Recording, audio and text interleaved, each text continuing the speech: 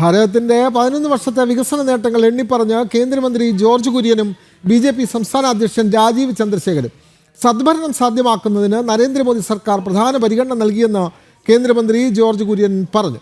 ഭാരതത്തിന്റെ വികസന കുതിച്ചുചാട്ടം ലോകം അംഗീകരിച്ചു എന്നാണ് രാജീവ് ചന്ദ്രശേഖർ വ്യക്തമാക്കിയത്. നരേന്ദ്രമോദി സർക്കാരിന്റെ 11ാം വാർഷികത്തോടനുബന്ധിച്ചാണ് കേന്ദ്രമന്ത്രി ജോർജ് കുര്യനും ബി.ജെ.പി. സംസ്ഥാന അധ്യക്ഷൻ രാജീവ് ചന്ദ്രശേഖറും മാധ്യമങ്ങളെ കണ്ടത്. 11 വർഷം രാജ്യത്ത് നടപ്പാക്കിയ വികസിത ഭാരതത്തിന്റെ നാഴികക്കല്ലുകൾ കേന്ദ്രമന്ത്രി ജോർജ് കുര്യൻ എണ്ണി പറഞ്ഞു. നീണ്ട 11 വർഷം സദ്ഭരണം സാധ്യമാക്കുന്നതിന് പ്രധാന പരിഗണന നൽകി. അസാധ്യമെന്ന് പറഞ്ഞ കാര്യങ്ങൾ സാധ്യമായ വർഷങ്ങളാണ് കടന്നുപോയത്. അഴിമതി രാഷ്ട്രീയത്തിൽ നിന്ന് പോസിറ്റീവ് രാഷ്ട്രീയം നരേന്ദ്രമോദി സർക്കാർ യാഥാർത്ഥ്യമാക്കിയെന്നും കേന്ദ്രമന്ത്രി. സദ്ഭരണം, അഴിമതിയില്ലാത്ത ഒരു ഭരണം മുന്നോട്ട് വെക്കാൻ 11 വർഷ കാലഘട്ടത്തിൽ സാധിച്ചു എന്നുള്ളത് പ്രധാനപ്പെട്ട ഒരു കാര്യമാണ്. മറ്റൊന്ന് ക്ഷേമപ്രവർത്തനങ്ങൾ. ക്ഷേമപ്രവർത്തനമില്ലാത്ത വികസനം അതിലർത്ഥമില്ല. പക്ഷേ ഇവിടെ ജനക്ഷേമം ഇതിൻ്റെ അകത്ത് നമുക്ക് കാണാൻ സാധിക്കും. മറ്റൊന്ന് പാവപ്പെട്ടവർക്ക് വേണ്ടിയുള്ള പദ്ധതികൾ.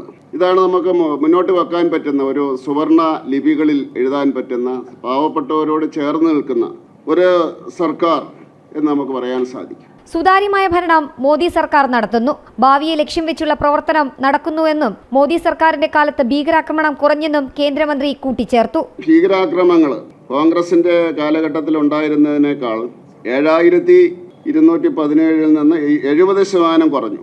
ഓർക്കുന്നുണ്ടാവും, ബോംബെ, ഡൽഹി എല്ലായിടത്തും ബോംബ് സ്ഫോടനങ്ങൾ ഉണ്ടായിരുന്നു. വേറെ വളരെ പ്രധാനപ്പെട്ട കാര്യം, ദേശീയ സുരക്ഷയ്ക്ക് ഭീഷണിയായിരുന്ന പോപ്പുലർ ഫ്രണ്ടിനെ മോദി സർക്കാർ നിരോധിച്ചു. അത് നിരോധിച്ചില്ലായിരുന്നു ഇപ്പോഴത്തെ അവസ്ഥയൊന്ന് ആലോചിച്ചു. ഇപ്പോഴത്തെ കേരളത്തിലെ രാഷ്ട്രീയ അന്തരീക്ഷം തന്നെ മാറുമായിരുന്നു.